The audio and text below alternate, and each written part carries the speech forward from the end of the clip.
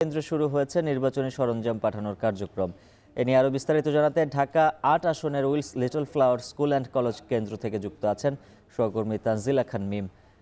মিম, জানাবেন, এর আগের খবরে তো জানাচ্ছিলেন নির্বাচনী সরঞ্জাম পাঠানোর তথ্য, এখন কি কার্যক্রম চলছে সেখানে? উজ্জ্বল, ঢাকা ৮ আসনে মোট ১০৮টি ভোট কেন্দ্র রয়েছে এবং ১০৮টি ভোট কেন্দ্রে যা যা নির্বাচনের সরঞ্জাম, ব্যালট বাক্স, গালা, তারপর স্ট্যাম্প প্যাড, অমোচনীয় কলমের কালি, সেগুলো কিন্তু সব প্রায় ১৭ ধরনের সামগ্রী সব কিছুই কিন্তু এই Wills Little Flower School and কলেজের ভোট কেন্দ্রটিতে আসবে এবং এখান থেকেই অন্যান্য কেন্দ্রে সেখানে বিতরণ করা হবে। কিন্তু আমরা এখনো পর্যন্ত কিন্তু প্রিজাইডিং অফিসার সকলকে এসে পৌঁছতে দেখিনি। ভেতরে গণমাধ্যমকে তারা প্রবেশ করতে দিচ্ছে না। দায়িত্বরত কেউ এসে পৌঁছননি বলেই তারা বলছেন যে এখনই ভেতরে প্রবেশ করা যাবে না।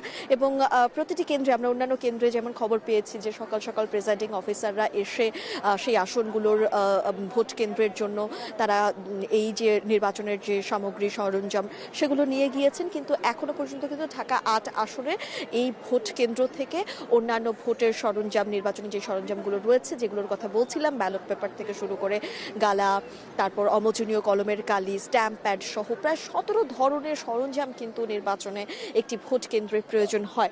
তো সেই জায়গাতে কিন্তু সেগুলো এখনো পর্যন্ত এখান থেকে নেওয়া হয়নি। এগুলো তারপর সেই ১০৮টি কেন্দ্রে বিতরণ করার ব্যাপার রয়েছে।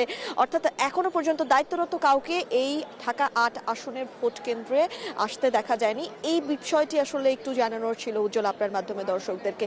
সকাল সকাল এগুলো বা বিশেষ করে ৯টার মধ্যে সময় দেওয়া হয়েছে যে এগুলো মূল কেন্দ্র থেকে নিয়ে অন্যান্য কেন্দ্রে বিতরণ করা হবে। সেই প্রতিটি আসনের অন্যান্য আসনের সেগুলো খবর পেলেও এখন পর্যন্ত এই ঢাকা ৮ আসনের কিন্তু প্রিজাইডিং অফিসাররা আসেনি বলে বা দায়িত্বরত কেউ এখনো পৌঁছানো বলেও কিন্তু গণমাধ্যমও সেই ছবিগুলো নিতে পারছে না, গণমাধ্যমও সেগুলো দর্শকদেরকে দেখাতে পারছে না এবং সেগুলো অন্যান্য ভোট কেন্দ্রেও কিন্তু যাচ্ছে না। উজ্জ্বল, এই ছিল এখন পর্যন্ত আমার কাছে সর্বশেষ। ভোটের সরঞ্জাম পাঠানোর আরো খবর জানবো সহকর্মী ফরহাদ বিন নূরের কাছ থেকে। তিনি রয়েছেন ঢাকা ৭ আসনের আজিমপুরে। ফরহাদ, জানাবেন, ভোটের সরঞ্জাম বিতরণ ও সংগ্রহ কার্যক্রম নিয়ে আপনার কাছে কি তথ্য রয়েছে?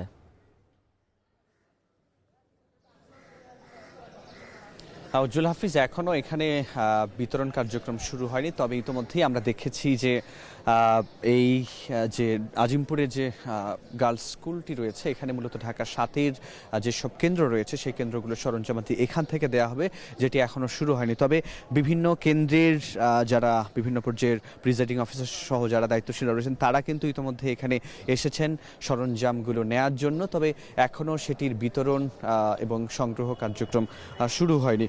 একটু বলে রাখতে চাই যে এই ঢাকা ৭ আসনে মোট ১১ জন কিন্তু প্রার্থী রয়েছে, যেখানে ভোটার সংখ্যা ৪,৭৬,০০০ এবং আমরা জানি যে এখানে ১৬৪টি মোট কেন্দ্র রয়েছে। ১৬৪টি কেন্দ্রের যেসব নির্বাচনী যেসব সরঞ্জামাদি রয়েছে, ব্যালট বাক্স থেকে শুরু করে যা যা আছে সেগুলো কিন্তু আমরা দেখেছি গতকালই এখানে এই স্কুলের বিভিন্ন রুমে সেগুলো নিয়ে আসা হয়েছে এবং সিলগালা করে রাখা হয়েছে এবং আমরা দেখেছি পুলিশ কিন্তু এখানে নিরাপত্তার সঙ্গে সেগুলোকে পাহারা দিয়েছে। আমরা গতকালও এখানে ছিলাম, দেখেছি তারা এগুলো নিরাপত্তার জন্য নির্বাচনী সরঞ্জামগুলো নিরাপদে যেন এখানে থাকে সেগুলোর ব্যাপারে তারা এখানে দৃষ্টি রেখেছেন। একই সঙ্গে আমরা দেখেছি যে নির্বাচনী সরঞ্জামগুলো যেসব রুমে রাখা হয়েছে সেই কক্ষগুলো কিন্তু একেবারে তালা মেরে সিলগালা করে রাখা হয়, যাতে করে এগুলোর কোনো ক্ষতি বা কোনো কিছু না হয়। আমরা যদি একটু বলি যে ঢাকা ৭ আসনে যে এখানে মূলত আজিমপুর সহ এই এলাকায় মূলত এই ঢাকা দক্ষিণ সিটি কর্পোরেশনের বেশ কিছু ওয়ার্ড নিয়ে এই আসনটি গঠিত এবং আগামী কাল যে জাতীয় সংসদ নির্বাচন এবং গণভোট অনুষ্ঠিত হবে সেটি যেন সুষ্ঠুভাবে সুন্দরভাবে হয়। সব কেন্দ্রে কেন্দ্রেই কিন্তু আমরা দেখছি যে পুলিশ সহ অন্যান্য আইন শৃঙ্খলা রক্ষাকারী বাহিনী যারা রয়েছেন তারাও কিন্তু নিয়োজিত রয়েছেন। তো এই ছিল উজ্জ্বল হাফিজ আমার কাছে থেকে সবশেষ তথ্য। আরও খবর জানাবো সহকর্মী শাহরিয়ার জামান পুলকের মাধ্যমে। তিনি রয়েছেন মিরপুর ১১ নম্বরে বাংলা স্কুল অ্যান্ড কলেজ কেন্দ্রে। পুলক, জানাবেন, সেখানে এই ভোটের সরঞ্জাম পাঠানোর কার্যক্রম শুরু হয়েছে কিনা?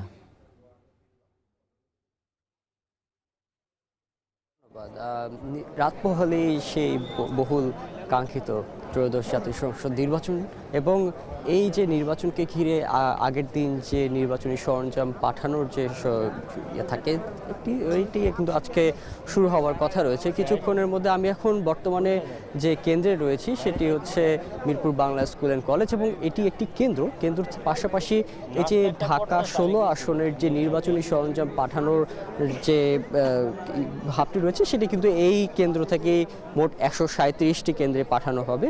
এবং যদি একটু জানিয়ে রাখতে চাই যে সকাল থেকেই যে 137টি কেন্দ্রের যে নির্বাচনী কর্মকর্তারা রয়েছেন তারা কিন্তু এখানে উপস্থিত হয়েছেন। এছাড়াও আমরা এই যে কেন্দ্রকে ঘিরে যাতে নির্বাচনী সরঞ্জাম পাঠানো যাতে কোনোভাবে ব্যাহত না হয় সেজন্য কিন্তু আমরা একাধিক পুলিশ বক্স এছাড়া কেন্দ্রের বাহিরে পুলিশ মোতায়েনের পাশাপাশি আনসার বাহিনী বিজিবি সদস্যদেরকে আমরা দেখেছি এবং আমরা দেখেছি যে পুলিশদের বডি অন ক্যামেরাও আমরা দেখেছি।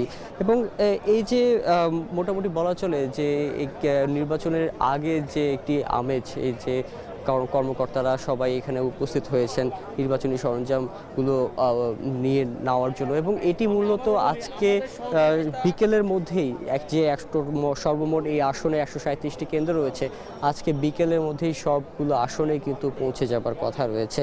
এবং পোলিং সেন্টারে ব্যালট পেপার এবং নির্বাচনী সরঞ্জাম যেগুলো মূলত দরকারি হয় যে ক্যালকুলেটর এবং অমোছনীয় কালি সেগুলো বা ব্যালট বাক্স তারপর ব্যালট পেপার এগুলো কিন্তু আজকের এই কিছুক্ষণের মধ্যেই প্রদান করা শুরু হবে। তো এই ছিল আমার কাছে ঢাকা 16 আসনের মিরপুর যে কেন্দ্রটি রয়েছে সেখান থেকে সর্বশেষ।